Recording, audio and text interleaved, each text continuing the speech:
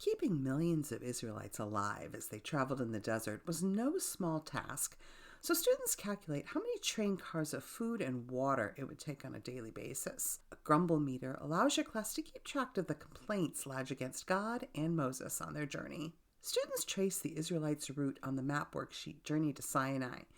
Throughout the lesson, they draw small reminder pictures of what happened at each critical location. When the Israelites complained about food, God delivered in the form of bread falling from heaven.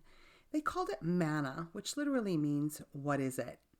Using the worksheet doodle note, students learn the modern equivalent of an omer and are challenged to pick up an omer of manna from the ground just as the Israelites did daily. At the centerpiece of this lesson section is a rock, one you bring from home or one you make for some water squirting action as you reenact Moses' striking of the rock. Students learn that grumbling and complaining betrays our heart attitude and that ultimately we are grumbling against God. A hallmark of our Walking Alongside Jesus series is that students color code a passage in every lesson, in this case Exodus 17, 8-16, where the Israelites are attacked by Amalek, a direct descendant of Esau.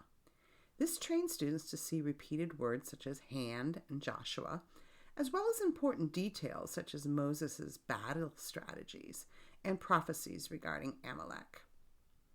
After reflecting on Psalm 78, where we learn that God restrained his anger against the Israelites, students come to the realization that Moses striking the rock on behalf of the people was symbolic of Jesus being struck for our sins.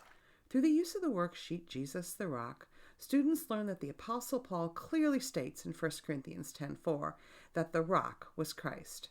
Struck down for our rebellious sin nature, Jesus is the rock who provides salvation.